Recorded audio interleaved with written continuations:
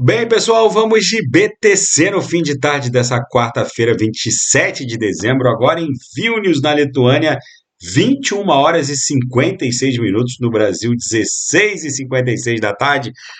Gente, aquela minha análise hoje à tarde, prognosticando um novo all-time high para o market cap das altcoins, está rendendo muita discussão. Eu olhando para o padrão comportamental, tanto da BTC quanto do market cap das altcoins, olhando para padrão comportamental passado, a gente tem uma noção objetiva do que pode acontecer para o futuro. A análise do que passou tem caráter puramente objetivo. Então, quando eu reportei que a máxima de todos os tempos para a BTC no ciclo de 2017, 2018 fez esse topo em 20 mil, e que depois do all-time high alcançado no ciclo de 2020, 2021, onde ela bateu 69 mil, e esse topo aqui de 17, 18 passou a ser a referência em termos de novo suporte, e foi o que aconteceu. A BTC fez a mínima em 15.476, que está ali no patamar próximo de 20 mil e rapidamente se estabilizou ali perto de 20 mil. Chegou a agulhar ali para próximo de 24, mas ficou patinando ali no patamar de 20 mil. E é esse norte que a gente tem que ter com relação ao próximo suporte de um inverno cripto que nem começou, porque a BTC ainda não atingiu um novo all-time high depois da máxima de todos os tempos de 2021, onde ela bateu 69 mil. O prognóstico é que a gente avance para pelo menos a mediana da grade de expansão logarítmica, que está lá em 150, 160, mas é muito provável que a gente estresse um patamar ainda mais, ainda superior que esse, encostando ainda mais nas uppers aqui, ó. Provavelmente a gente deve bater entre 240 e 300 mil dólares. Se ficar mais aberto esse ângulo de ataque, se ficar tão obtuso quanto os ângulos de ataque anteriores, vai bater entre 200, 160 a 200 mil. Se ficar mais aberto, pode bater até 300, quiçá 400, 500 mil. O fato é que o topo de 2020, 2021, lá em 69 mil, é o nosso norte para o próximo suporte de um inverno cripto que nem começou, porque a BTC ainda não buscou a sua nova máxima de todos os tempos. Então, aqui no gráfico mensal, a gente agora tem que se preocupar com um eventual novo all-time high, que vai levar a BTC para, no mínimo, 150 mil dólares. E é óbvio que um momento de desembarque também tem que ser prognosticado. Por isso que eu faço uma série de análises com a salva de VWAPs, como eu reporto naquele meu gráfico duplo, tanto com o market cap das altcoins quanto com o market cap da BTC. Aqui no market cap das altcoins a gente está entendendo por que ela está com dificuldade de transpassar 800 bi, nesse momento está em 796, mas se passar 800 é chapéu para o palhaço, só para em 1 trilhão. E é com base nesse tipo de análise que a gente tem que nortear o nosso comportamento e tentar prognosticar um movimento futuro. É óbvio que quando eu reportei na análise dessa tarde que o market cap das altcoins vai avançar fácil para cima de 2 trilhões, eu estou me referindo ao topo de 1,7 trilhão, que foi o último all-time high do market cap das altcoins, e que vai ser o nosso norte para um novo suporte de um novo inverno cripto que nem começou, porque o market cap das altcoins vai avançar bem acima, para além de 2 trilhões, porque, obviamente, essa nossa referência aqui é para um novo futuro suporte. Então, tem muita gente que acaba entendendo, confundindo alhos com bugalhos. A análise do que passou tem caráter puramente objetivo, porque segue um padrão comportamental. Agora, o prognóstico para frente tem uma bela carga de subjetividade, principalmente porque os players de Wall Street estão chegando também agora, muda muita coisa, mas não muda o fato de que a demanda pelo mundo, por altcoins e pela própria BTC, em razão da migração do tráfego de dados e riquezas de um iOS ou de um Android, que são esses ecossistemas da Web 2 em direção a ecossistemas da Web 3, que são soluções descentralizadas, como Solana, Avax, enfim. O fato é que é inegável que essa migração de dados e riquezas está acontecendo sob os nossos olhos. E é óbvio que quando uma empresa sobe um app no App Store do iOS e começa a perder 20% do seu faturamento para a Apple, é óbvio que ela vai ponderar a possibilidade de trocar o seu app do iOS por um DEP na rede Solana e não pagar nada. Isso vai só turbinar o mundo das finanças descentralizadas e vai impor rapidamente a migração de dados e riquezas da Web 2 para a Web 3. Isso tudo vai acontecer nos próximos meses, só que o fato é que novos elementos devem ser considerados, que são os players de Wall Street, que puxam o tapete. Quando eles lançam um ETF de um ativo, o ativo subjacente é aspirado do mercado, como vai acontecer com a BTC. Outra, a chegada das CBDCs, que são as Coin Bank Digital Currencies, que vai turbinar de uma forma inédita a liquidez do mundo das DeFi, porque não pensem vocês que a Mariazinha, o Joãozinho da esquina ou a empresa brasileira ou americana, eles vão promover os seus pagamentos no dia a dia com reais digitais ou euros digitais aqui na Lituânia ou euros digitais na Espanha. Eles vão quitar suas obrigações civis e comerciais com as CBDCs embrulhadas em outros ecossistemas, até para preservar a própria privacidade. Até porque o fisco vai controlar em tempo real se o sujeito gastar real digital pelo Drex do Banco Central do Brasil. Isso vai turbinar de uma maneira inédita o mundo das DeFis. Então, quando a gente entrar num DeFi Scanner, a gente vai perceber que aquela quantidade de riqueza bloqueada nos DeFi Scanners, como o Defilhama, isso aqui vai explodir. Ou vamos ver o total da riqueza bloqueada, 54 bi rodando no mundo das Decentralized Finances. Se a gente prognosticar o quanto isso aqui vai ser acrescido de uma quantidade brutal de novas riquezas bloqueadas em ecossistemas, só a chegada do Drex aqui brasileiro vai fazer aumentar em 500 bilhões de dólares isso aqui. Com a chegada da blockchain do Banco Central Europeu, isso aqui aumenta pelo menos mais 3, 4 trilhões, talvez até 5, 6 trilhões. E com a chegada do Fed, da blockchain do Federal Reserve, que vai ser dólar digital, não vai ser dólar embrulhado, ou dólar pareado, ou stablecoin, vai ser dólar de verdade digital na blockchain do Banco Central norte-americano. Isso aqui pula para quase, 20, 30, 40 trilhões.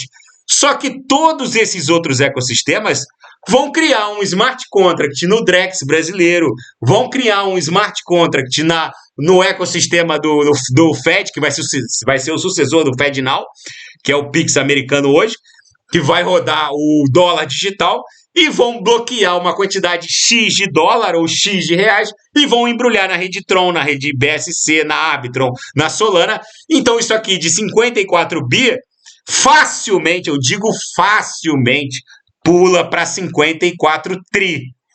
Aí, gente, com todos esses elementos, chegada dos players de Wall Street, chegada das CBDCs, toda essa riqueza e dados transitando, trafegando por DEPs, por ecossistemas descentralizados, é óbvio que facilmente a BTC pode lateralizar um pouco mais e estressar um patamar ali próximo de 400, 500 mil dólares. Facilmente ela pode fazer isso. Só que tudo leva uma carga de subjetividade maior. O que a gente pode antever ou prognosticar é que, com certeza, muito provavelmente, a gente vai estressar a mediana da grade de expansão logarítmica exponencial, que levaria a BTC para um patamar entre 150 a 160 e 280 a 300 mil dólares.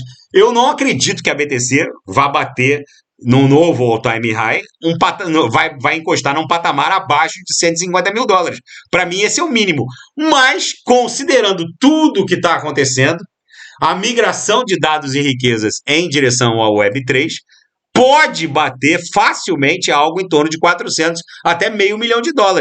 Se a gente fizer uma análise tosca, que talvez seja uma análise muito simplista, linkando todos os topos de 2017 e os topos de 64 e 69 mil alcançados no Bull Run de 2021, a gente levaria a BTC para um patamar mínimo aqui, ó, entre 25 e 26, em 2024, 25 e 26, um patamar mínimo de 150 a 160, linkando todos esses topos, levaria a BTC para um nível desse. Só que é óbvio que isso aqui, gente, é só um farol. A gente tem que ponderar, sopesar tudo o que está acontecendo. O que aconteceu no passado provavelmente vai inspirar um padrão para o futuro, mas não vai ser exatamente, não vai acontecer ipsis literis o que já aconteceu. Enfim, a BTC segue acumulando, tanto no diário, vamos ver no Renko, eu queria mostrar o gráfico de Renko para vocês, a gente desenhou um boxezinho avermelhado. É normal porque a gente está tentando encarar essa resistência aqui. Esse gráfico é atemporal e está absolutamente sobrevendido. A gente está em vias de explodir em direção a 54 mil dólares. Na seara fática, uma estatal chinesa, o Laboratório Nacional de Engenharia chinês, demonstrou grande interesse em incubar empresas da Web3 e numa conferência de desenvolvimento da economia digital na Baía de Hong Kong, eles anunciaram o aporte de 10 bilhões de dólares para uma startup, para investir em startups e incubar empresas focadas em realidade virtual, metaversos e NFTs, com o objetivo de transformar a área de Hong Kong e Macau na capital do meta-ativo, uma espécie de vale do silício dos meta-ativos. Gente, o approach da China continental em relação a cripto de varejo e metaverso e NFTs está muito interessante. Para quem não sabe, a província autônoma de Hong Kong é autorizada a vender cripto no varejo. Isso ainda não está autorizado na China continental, mas o fato é que o approach da China, de Pequim, em relação a Hong Kong e Macau, nos dá um norte, isso é um indício fortíssimo, nos dá uma direção com relação ao que será da política macroeconômica da China, de Pequim, em relação às criptos no futuro. Eles, apesar de terem proibido as criptos no varejo na China continental, esse approach em Macau e em Hong Kong é só um indício do que os chineses talvez estejam prestes a fazer.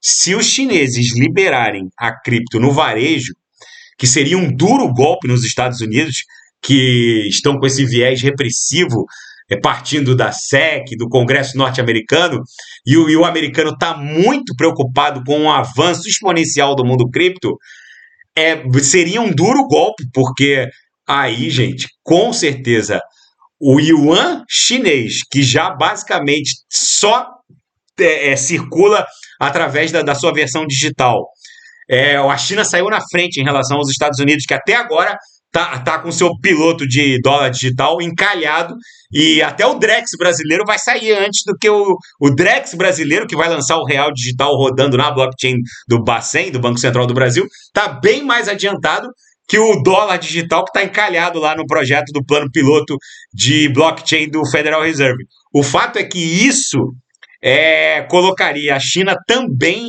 nessa vanguarda, porque o yuan digital circulando já na mão, nos wallets de mais de 280 milhões de chineses, enquanto eu vos falo agora, aliada à liberação de cripto no varejo, com certeza colocaria uma pá de cal em todos os esforços daquela senadora anticripto Elizabeth Warren, a democrata norte-americana, que talvez seja o ser humano mais anticripto do planeta. Aí, gente, não tem nenhuma SEC que segure o mundo cripto.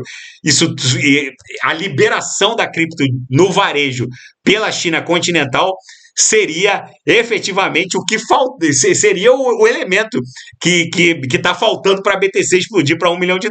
Qualquer novidade sobre esse assunto eu volto a reportar aqui no canal. E 2 bilhões de dólares é o que foi drenado em hackeamentos criptográficos durante 2023, que ainda não acabou. Ainda tem hoje é dia 27, ainda tem 4 dias para acabar o ano de 2023, boa parte dos hackers foi ultimado pelo grupo Lazarus, da Coreia do Norte. Enfim, e o mundo TradeFi terá uma forte influência, na verdade, uma influência descomunal sobre a BTC, assim que o ETF de BTC no mercado spot começar a ser negociado nas bolsas financeiras do mercado financeiro tradicional. E na seara geopolítica e finanças internacionais, a proibição de vendas do Apple Watch pela Apple foi suspensa por um tribunal federal norte-americano. Agora a Apple pode vender o Apple Watch. A Rússia, por meio do seu ministro da Fazenda, afirma que tem fundos orçamentários mais que suficientes para pagar por essa guerra. A Rússia está se preparando para essa guerra contra a Ucrânia desde a invasão da Crimeia em 2014, se eu não me engano.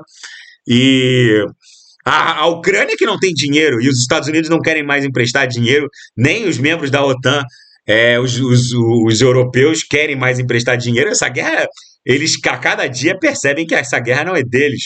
Eu lembro que quando o Putin aceitou conversar numa mesa de negociações na Turquia, no começo desse conflito, tinha 2 ou 3 meses de conflito, o Erdogan aceitou mediar uma conversação, a Ucrânia sentou na mesa toda agigantada, querendo a Crimeia de volta, que foi invadida pela Rússia em 2014. Hoje a Ucrânia, coitada, sem dinheiro, se ela aceitar um tratado de paz, com certeza vai perder, além da Crimeia, que já estava perdido, vai perder 1/3 do território numa das áreas mais férteis da Ucrânia, que é a região de Donbass. E, enfim, hoje a Ucrânia está num mato sem cachorro, literalmente. E a Rússia tem dinheiro para financiar essa guerra por pelo menos mais 10 anos, frouxo, porque o Putin estava preparando a Rússia para essa guerra há pelo menos 8, 9 anos. A Ucrânia que não tem dinheiro, e agora com os Estados Unidos não querendo mais emprestar, já era, literalmente. Israel atacou nessa tarde, desculpa, o centro de Gaza com mais dezenas de palestinos mortos. O fato é que o Benjamin Netanyahu reafirmou que enquanto não eliminar cada integrante do grupo terrorista Hamas, esse conflito não vai cessar. E ele não aceita as críticas daqueles que classificam isso como genocídio ou coisa que o valha, porque ninguém criticou os americanos quando eles caçaram cada integrante da Al-Qaeda após os ataques às Torres Gêmeas. E eles estão fazendo a mesma coisa contra o grupo terrorista Hamas. Então ele não aceita críticas, e o fato é que os americanos também ceifaram muitas vidas civis no Afeganistão e em outros países. E a mesma crítica que poderia ser direcionada a Israel tem que também antes ser direcionada aos americanos, mas ninguém ousa criticar os americanos. E o Israel também não aceita ser criticada. Enfim, gente, o mundo está virado numa hecatombe nuclear. A BTC, aqui no mensal, vai concluir o desenho desse candle de forma muito interessante, com uma bela musculatura, na projeção ostentando um belo embrião de uma nebulosidade esverdeada, que no mensal representa muito. A última vez que a BTC criou uma nuvem esverdeada no mensal, aqui, ó, essa nebulosidade acabou levando a BTC para 69 mil. É bem provável que essa nova nebulosidade leve a BTC para no mínimo 150 mil. Tá bom, pessoal? Se nada fugir do script, eu volto amanhã para analisar a própria BTC. Fiquem com Deus. E quem quiser sugerir alguma análise, é só colocar nas mensagens abaixo. Até amanhã. Grande abraço. Fiquem com Deus.